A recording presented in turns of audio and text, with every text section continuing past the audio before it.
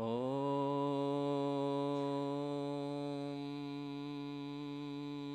नमः सिद्धेभ्यः।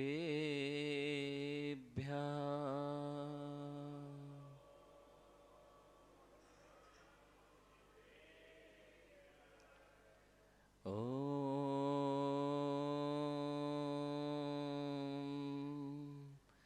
नमः सिद्धेभ्यः।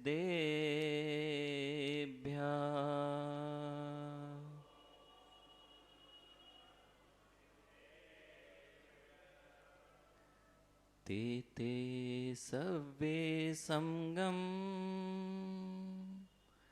संगं प्रत्येगमेव प्रत्येगम् वन्दामि वट्टन्ते अर्हन्ते मानसे केते किच्चारिहन्ताणं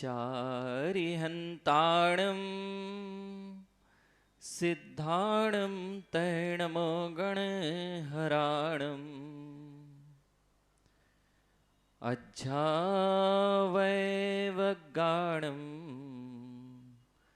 साहुडं चेव सवेसिम् नमो अरिहन्ताणं नमो सिद्धाणं नमो आयर्याणं नमो अज्जायाणं नमो लोये सव्वसाहुडम्। बोलिए देवादिदेव 1008 आदिनाथ भगवान की। बोलिए देवादिदेव 1008 चंदा प्रभु भगवान की। बोलिए परम पूज्य आचार्य भगवान कुंद कुंद देव की। बोलिए सिद्धांत वेता वस्तुत्व महाकाव्य रचेता परम पूज्य आचार्य भगवान विशुद्ध सागर जी महामुनि राज की। द्वादशांग जिनवाणी माता की।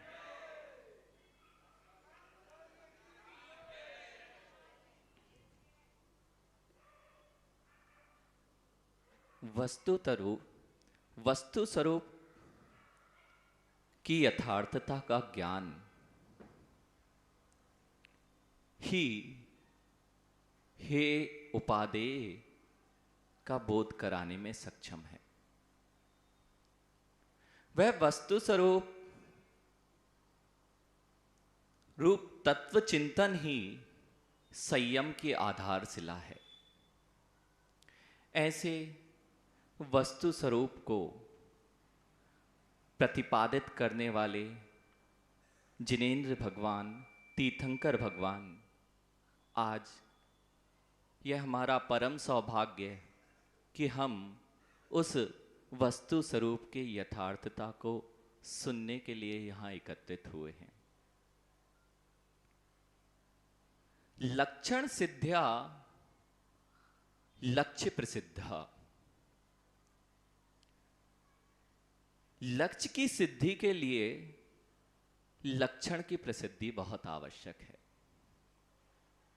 लक्ष्य वही होता है जिसमें कोई ना कोई लक्षण हो। यदि लक्षण की पहचान नहीं तो आपका लक्ष्य साध्य नहीं बनाया जा सकता। लक्षण वही है जो आपके लक्ष्य को विभिन्न अन्य वस्तुओं से पृथक कर दे। यदि लक्षण का बोध नहीं तो लक्ष्य की प्राप्ति संभव नहीं। यदि लक्ष्य आपका शुद्धात्म तत्व है, आत्म तत्व है, आत्म तत्व की प्राप्ति करना चाहते हैं तो आत्मा के लक्षण का भान बहुत आवश्यक है। जब आत्मा के लक्षण की बात करेंगे तो वहां पर ज्ञान ही एक मात्र ऐसा है जो आत्म तत्व का लक्षण कहा गया है।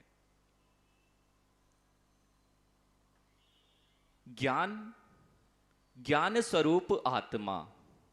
आपने अधिकतर आचार्य भगवंत के प्रवचन में यह सुना है कि ज्ञान स्वरूप आत्मा, यदि ज्ञान से आत्मा को पृथक कर दें तो आत्मा का कोई अस्तित्व नहीं।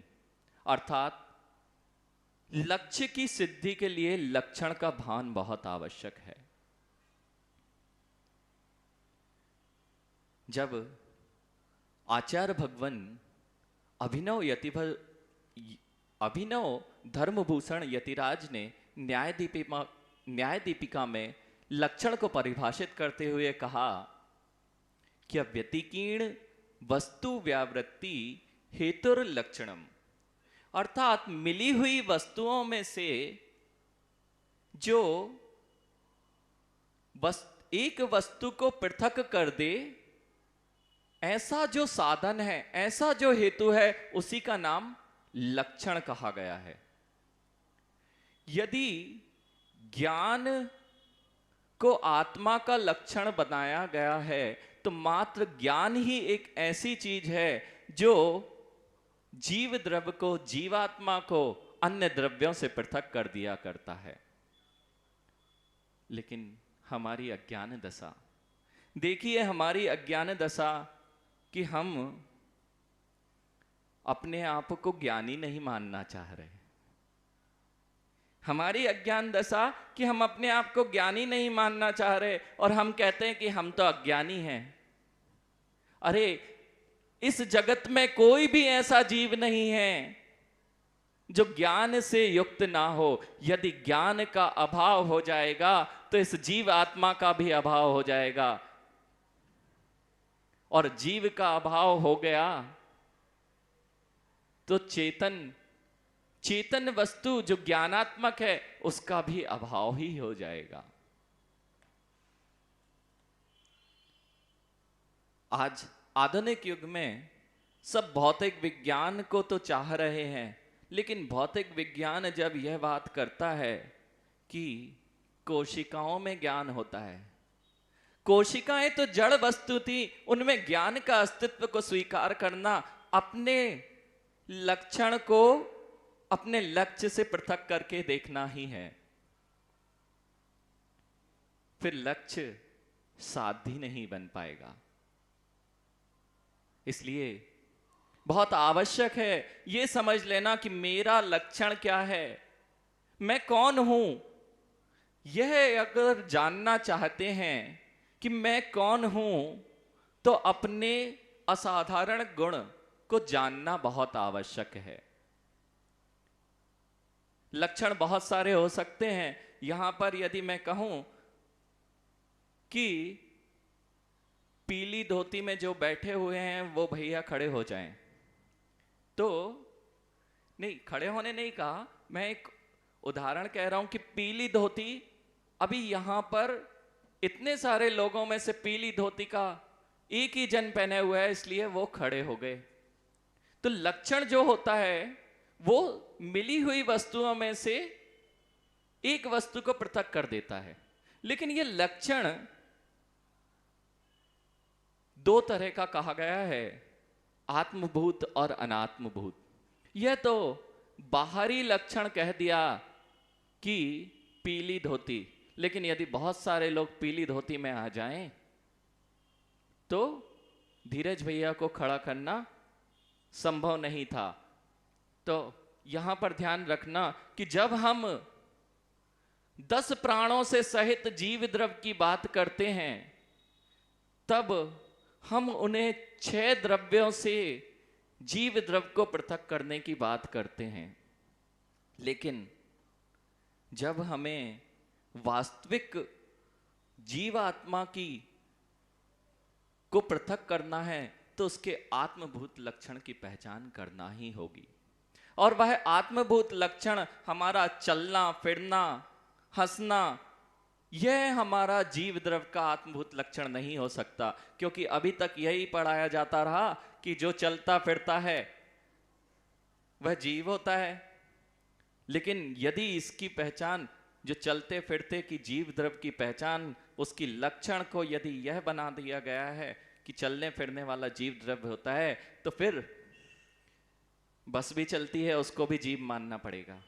इसलिए अपने असाधारण गुण को पहचानना बहुत आवश्यक है। ज्ञान गुण के द्वारा ही जीव द्रव्य की पृथक पहचान हुआ करती है, और जो ज्ञान गुण जीव द्रव्य में व्याप्य रूप से रहता है, अंतर्व्याप्य व्यापक भाव जिसमें होता है, वही जीव द्रव्य का असाधारण गुण या असाधारण लक्षण कहा जाता है। आज यहां पर इतनी बात समझ लेने की है कि यदि लक्ष्य और लक्षण को, आत्मभूत लक्षण को लक्ष्य से अपृथक होने पर भी उसको पृथक कहने की सामर्थ्य है, तो वह स्यादवाद विद्या की ही सामर्थ्य है। अनेक दर्शन ऐसे हुए जिन्होंने स्यादवाद विद्या को ना समझकर ज्ञान को जीव से पृथक ही स्वीकार कर लिया। यदि हमारी मान्यता भी यही चल रही है कि ज्ञान तो मुझे जिनवाणी से आता है, ज्ञान तो गुरु से आता है, तो हम भी यही तो नहीं मान बैठे हैं जैसे कि ज्ञान कोई पृथक वस्तु है। उसको चश्मे वाले भैया, जैसे चश्मा पृथक है और आप पृथक हैं, लेकिन चश्मे को जब लक्षण बना दिया तो ऐसा ज्ञान गुण आपका नहीं है कि ज्ञान कहीं अलग से आता हो। ज्ञान तो आपके आत्मा का स्वरूप है और उसे पहचानने की आवश्यकता है, तभी शुद्ध आत्मद्रव्य की सिद्धि संभव है। अहो भाग्य है हमारा, अहो भाग्य है हमारा कि ऐसे परम पूज्य आचार्य भगवान विशुद्ध सागर जी महामुनिराज आज मिले हैं, जो इन तत्व की गहराइयों को इतनी सरलता से समझा रहे हैं। आज तक तो इन विषयों पर ध्यान ही नहीं गया था कि मेरा गुण ही क्या होता है, बस जीवन चला जा रहा था और यह भान ही नहीं था कि मुझे अपने ज्ञान गुण पर भी लक्ष्य करना होगा। जिस दिन अपने ज्ञान गुण पर लक्ष्य हो जाएगा, जिस दिन अपने लक्षण का भान हो जाएगा, उस दिन दुनिया की भागदौड़ समाप्त हो जाएगी। यह लक्षण ही आपको अन्य वस्तुओं से पृथक कर रहा है। यह लक्षण ही यह सिद्ध कर रहा है कि वस्तु, प्रत्येक वस्तु स्वतंत्र है। यह जैन आगम का परम सिद्धांत है कि प्रत्येक वस्तु स्वतंत्र है, मैं किसी का अंश नहीं और मैं किसी के द्वारा किया जाता नहीं। मेरा लक्षण पर वस्तुओं से अत्यंत भिन्न है। यह देह मेरी नहीं, मैं जीव हूं। यदि देह आत्मा हो गई तो देह तो मृत्यु के बाद भी हुआ करती है, देह तो मृत्यु के बाद भी हुआ करती है, लेकिन उसमें जानने देखने की सामर्थ्य नहीं होती। तो यहां पर यह विचार कर लेना चाहिए कि लक्षण यानी ज्ञान से ही मैं आत्मा को इस शरीर, नौकर्म और कर्मों से पृथक देख सकता हूं। अहो वह योगी की दशा देखिए, जो इस छोटे से सूत्र से, न्याय दीपिका का जो सूत्र मैंने कहा कि व्यतिकीर्ण वस्तु व्यावृत्ति हेतु लक्षणम, इस सूत्र के माध्यम से भेद विज्ञान किया करते हैं और इस भेद विज्ञान के माध्यम से सिद्धत्व की यात्रा कर लिया करते हैं। ऐसे ही यदि अपने जीवन में सिद्धत्व की यात्रा करने का प्रारंभ करना चाहते हैं तो अपने ज्ञान गुण को पहचानना बहुत आवश्यक है। और इसी का भान हमें आचार्य भगवान की अमूल्य वात्सल्यमयी वाणी में प्रतिदिन हो रहा है।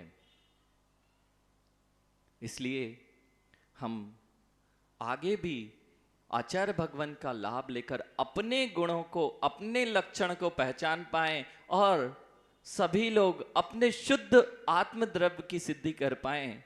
इन्हीं भावनाओं के साथ बोलिए आचार्य भगवान विशुद्ध सागर जी महामुनिराज की जय, जल मुनि संघ की जय।